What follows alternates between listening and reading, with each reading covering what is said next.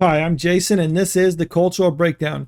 It's becoming increasingly obvious for the general population that Disney is no longer the company of quality that it used to be. When I was growing up, and you hear about a Disney movie coming out, you can just assume it'll be something that the whole family would enjoy. Even if you see the trailer and the story doesn't seem like it'd interest you, it would be good if you still watch it and you'd probably be like, oh, yeah, that was pretty good, or I enjoyed it. I mean, they always have a habit of surprising you, but that's not necessarily the case anymore with movies. In fact, most people, I think, probably just assume like a neutral position on it at best, and at worst they're like, this doesn't look too good, or I'll wait on this. And then when you have the age of streaming with Disney Plus, where it's like, oh, a movie's released on Disney Plus just a few months later, there's no point in actually going to the theater. Like, yeah, I'll just wait a few months before I fork out 50-60 bucks to take the whole family to a movie for the evening. And that's where you're getting things like this, where you got these big budget movies like Ant-Man and the Wasp, Little Mermaid, Elemental, Indiana Jones and the Dial of Destiny, all projected to lose money. And these are just a few of the movies they have in the box office that have lost. This report's been going around for the last couple of weeks, where it says they've actually lost around $900 million within the last year on the global box office. It's not clear how accurate these numbers are. I mean, it could be a little bit off. This doesn't include some movies on there, but either way, it's not looking good for them, especially when you consider that Disney has a tendency of underreporting what their actual budgets are. So when you take that into consideration, this is looking really bad for this. And this article also points out Disney's approach is all tentpole, all the time strategy. Disney movies each require production budgets of at least $200 million plus marketing costs of roughly $100 million. Now, this is insane. No one says that they have to make big budget movies all the time. They can make lower budget movies. They've done that in the past. They used to do it all the time, and it's actually kind of effective. I mean, you don't want to just gamble everything all at once. You can spread it out. So you make like, I don't know, a $30-40 million movie. You can do a lot with that type of a budget now. And if it loses, it's not as volatile as if you lost like $200 million on a movie right now.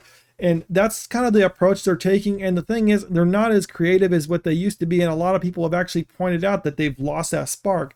Pixar is a big example of that. And that's why you get movies like Elemental that is failing. But this is also just a small piece of it. So right now, Disney is suffering so badly that they're trying to cut jobs just to save money. And also, you got its competitor in theme parks like Universal, which is actually increasing what they're doing right now. In the movies are kind of like a little bit less in the market share, but in the theme parks, they're starting to catch up. And at some places like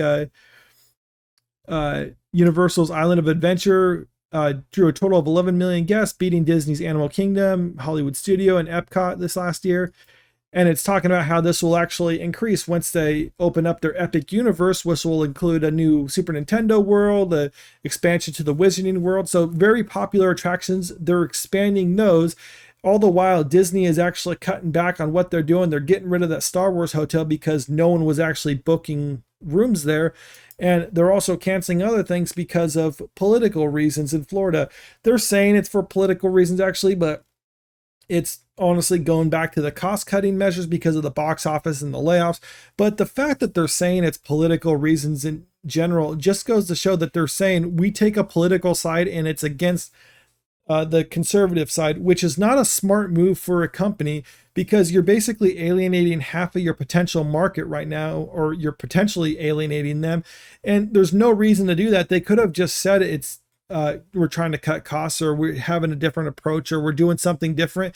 That's fine. You can say something like that, make any type of excuse you want.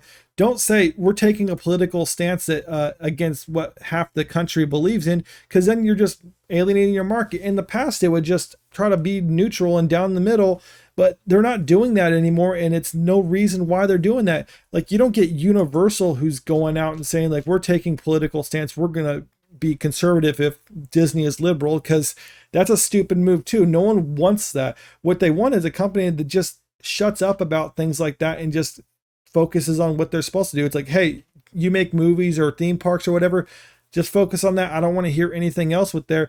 And Disney's not doing that. So any downfall that Disney has right now is completely self-inflicted, because they're stepping into areas that they have no reason to step into, and spouting off on certain things that they have no reason to spout off on. And all it does is hurt them because it's not going to draw more people to their side. I mean, they have a huge market cap, so all you do is risk alienating people. And that's the biggest issue with Disney, is just their complete self-infliction of all their problems. They don't need to spend as much money as they do on their movies. They don't need to talk about certain issues that they are talking about, and all it does is hurt them. So unless they actually change their top leadership at the company, it's going to stay the same. And because, or if they have to change their tune at least, but I don't expect that to happen anytime soon. Let me know what you think in the comments. I mean, what is your issue with Disney, if you have an issue, or do you think everything's perfect with them? Comment below, let me know. And if you like this video, make sure you click the like button, share the video out there, and subscribe to the channel if you want to stay up to date with the latest news. Thank you.